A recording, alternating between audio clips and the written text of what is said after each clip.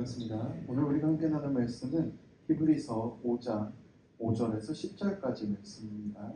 히브리서 5장 5절에서 10절 말씀, 우리 주보에도 있고요. 화면에도 나오니까 한 목소리로 함께 읽으면 좋겠습니다. 함께 읽겠습니다. 또한 이와 같이 그리스도께서 대제사장 되심도 스스로 영광을 취하심이 아니요 오직 말씀하신 이가 그에게 이르시되 너는 내 아들이니 내가 오늘 너를 낳았다 하셨고, 또한 이와 같이 다른 데서 말씀하시되 내가 영원히 멜기세덱의 반차를 따르는 제사장이라 하셨으니 그는 육체에 계실 때에 자기를 죽음에서 능히 구원하실 이에게 심한 통곡과 눈물로 간구와 소원을 올렸고 그의 경건하심으로 말미암아 들으심을 얻었느니라.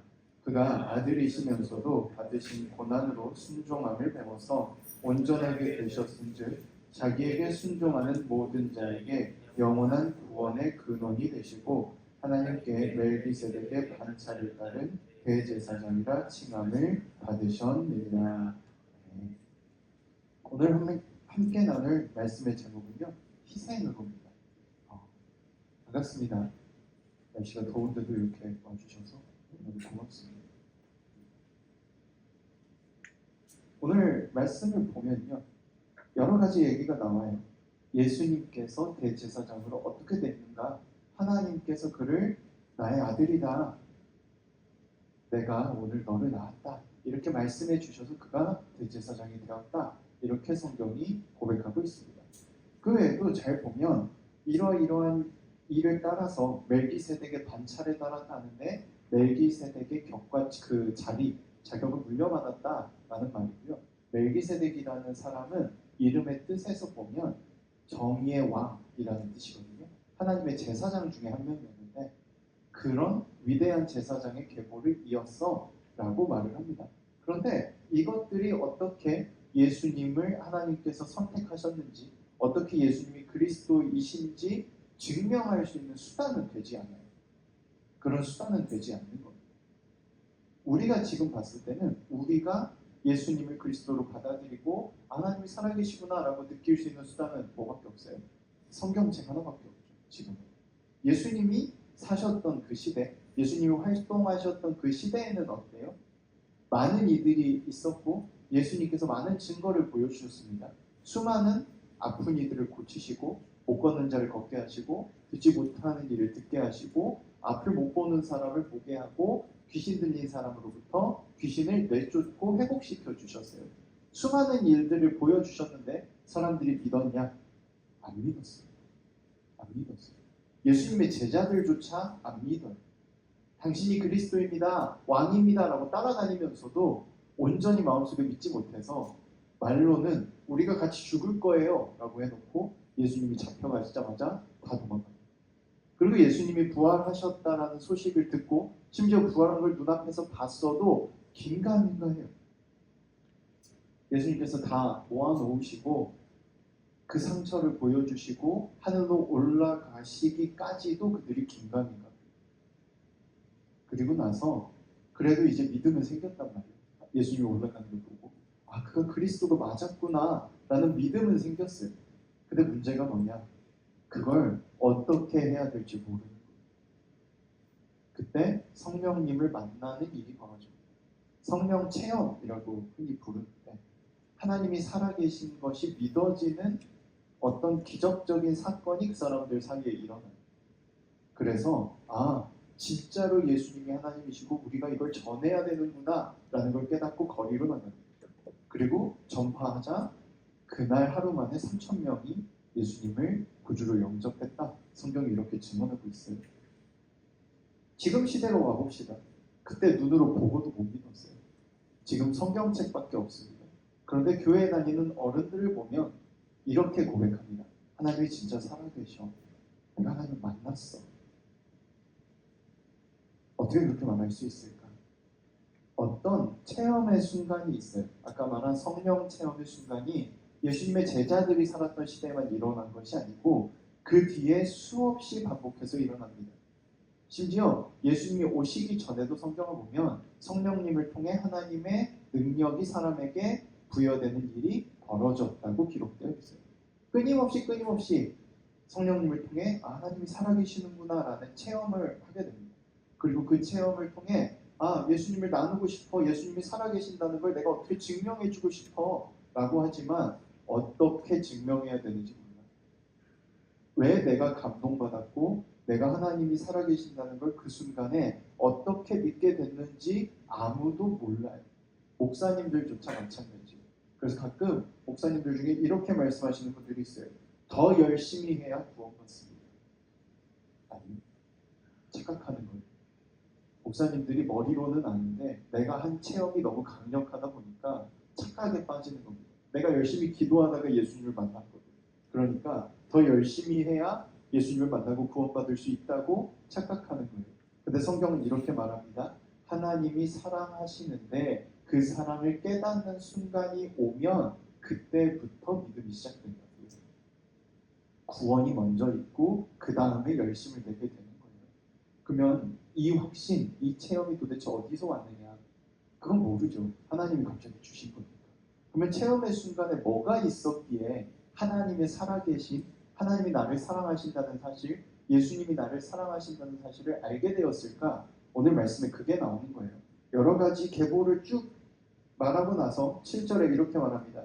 그는 육체에 계실 때에 자기를 죽음에서 능히 구원하실 이에게 심한 통곡과 눈물로 간구와 소원을 올렸고 그의 경건하심으로 말미암아 들으심을 얻었느니라. 그가 아들이시면서도 받으신 고난으로 순종함을 배워서 온전하게 되셨은즉 자기에게 순종하는 모든 자에게 영원한 구원의 근원이 되시고.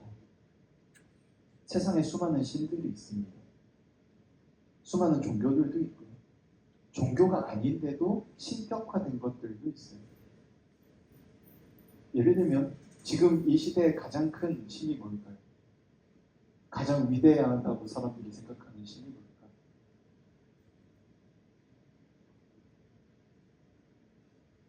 논리와 증명입니다.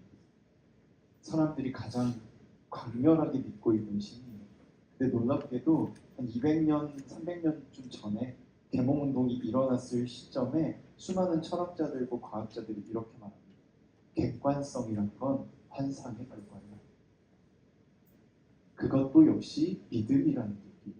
내가 논리적이고 객관적이고 이게 옳아, 이건 증명된 일이야 라고 말하는 것도 믿음의 일환이고 지금 수많은 사람들이 가장 굳건하게 믿고 있는 신이라고 볼 수 있습니다. 두 번째는 뭘까요? 두 번째로 위대한 신. 예수님입니까? 하나님입니까? 아니죠. 자본과 효율이죠. 돈이 있으면 뭐든 할 수 있어. 정말 뭐든 할 수 있나요? 전쟁이 일어난 지역에 있는 가자지구 난민들, 시리아 난민들, 돈은 엄청나게 많은 사람들이 있습니다. 그 중에. 그래서 맨날 메일로 가끔 이렇게 와요. 내가 시리아 난민인데, 내가 가자지구 난민인데, 너네 나라로 망명할 수 있게 혼인신고서를 써주면 내가 너한테 돈 주겠다. 사기인 경우도 있고 진짜인 경우도 있어요. 돈은 있는데 쓸 방도가 없는 거예요. 돈이 있다고 뭘 할 수 있냐? 아니요. 돈이 있을 때 그 돈을 쓸 수 있는 약속이 되어 있어야 뭘 할 수 있는 거예요. 돈이란 건 사실 아무 의미가 없습니다. 서로 간에 신뢰가 있어야만 가능한 거예요. 그것도 일종의 신입니다. 사람들이 자본과 효율이라는 신을 믿고 있어요. 전통적인 수많은 신들도 있죠. 우리가 믿고 있는 그리스도교, 불교, 이슬람교, 우리나라에서는 유교도 종교로 보니까 유교, 힌두교, 세상에서 가장 많은 인구가 믿고 있다. 힌두교. 여러 종교들이 있어요. 그 종교 속에 수많은 신들이 존재합니다.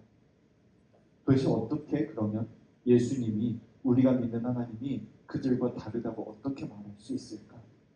어떻게 하나님만이 진짜 살아있다고 우리가 말할 수 있을까? 그게 바로 아까 읽었던 7, 8, 9절에 나오는 거예요. 하나님이 우리의 아픔을 아시고 하나님이 직접 우리와 같은 육체를 입으신 예수님께서 죽음을 앞두시고 사람들을 대신해서 죽어야 된다는 사실을 아시고 우리와 똑같이 고민하시고 고통스러워하시고 그 고통을 알기 때문에 내가 죽기 싫어요 라고 기도했고 그 기도 가운데 응답을 얻어서 결국은 희생을 선택하시고 죽으셨고 그걸 통해 우리의 아픔을 똑같이 아셨다는 거예요. 배웠다는 겁니다.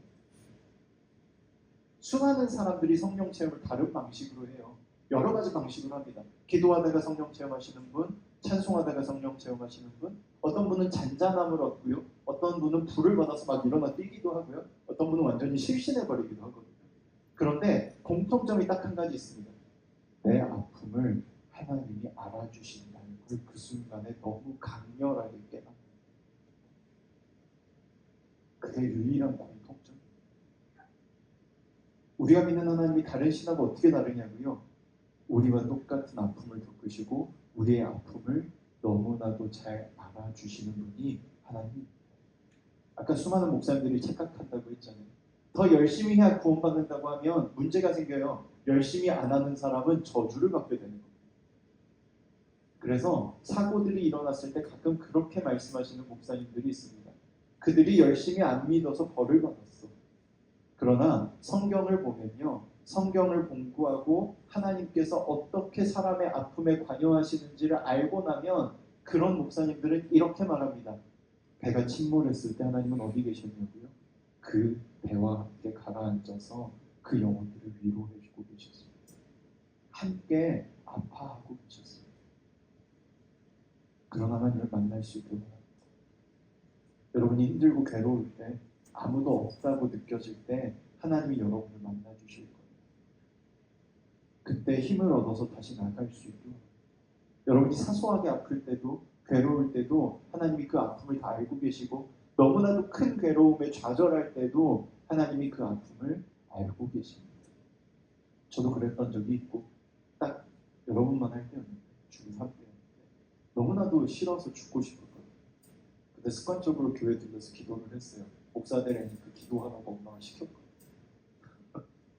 어머니를 시켜가지고 학교 가는 길에 기도를 했는데 하나님한테 그렇게 기도했습니다. 하나님, 나 오늘 죽을 거예요. 자살할 거예요. 근데 누가 아무도 없는데 누가 안아주는 느낌이 들었어. 네가 얼마나 힘든지 알아? 라고 말하는 것 같은 느낌이 들었어. 펑펑했어요. 그리고 나서 저는 그 뒤로 이렇게 말합니다. 하나님이 여러분을 사랑합니다. 하나님이 진짜로 여러분을 사랑합니다. 지금은 비록 느끼지 못할지라도 언젠가 그걸 느낄 날이 올 거예요. 그러면 그 힘을 얻어서 모든 걸 다 이겨낼 수 있게 되리라 믿습니다. 하나님이 여러분을 사랑한다는 걸 믿고 나아갈 수 있으면 좋겠습니다. 저도 가끔 흔들리곤 그래도 우리 모두 늘 하나님의 사랑을 기억하고 하나님을 만나고 하나님과 함께할 수 있기를 소원합니다. 기도하겠습니다. 손 모아주시고 눈을 감아주시고요. 마음속에 아무에게도 말할 수 없었던 어려움이 있다면, 고민이 있다면, 혹은 답답함이 있다면 지금 하나님께 말했으면 좋겠습니다. 하나님이 여러분의 기도를 듣고 계십니다. 하나님이 여러분의 마음을 알고 계십니다. 여러분의 아픔과 어려움을 다 이해하고 계셔요. 그러니까 솔직하게 말해도 괜찮아요. 목소리 내실 수 있는 분은 내셔서 하시고요. 마음으로 하실 분들은 마음으로 하시고 기도하겠습니다.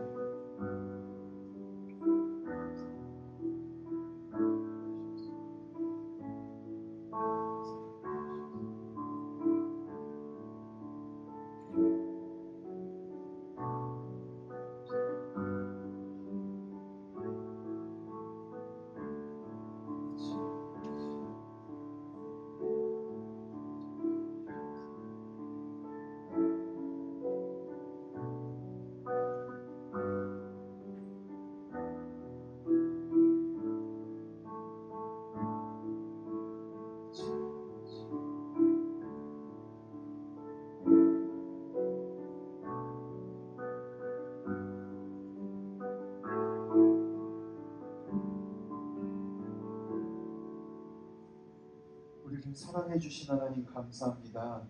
사랑으로 아파하심으로 우리를 대신해서 고통당하심으로 그 사랑을 증명하셨습니다. 희생을 통해 우리에게 사랑한다고 말씀해 주셨습니다. 이제 우리 마음에 있는 모든 어려움들을 주님께 말씀드립니다. 들어주시고 다독여 주시고 함께 아파해 주시고 힘을 주셔서 이겨낼 수 있게 도와주세요. 언제나 함께 해주세요. 우리를 사랑해 주시는 줄 믿으며 예수님 이름으로 기도합니다.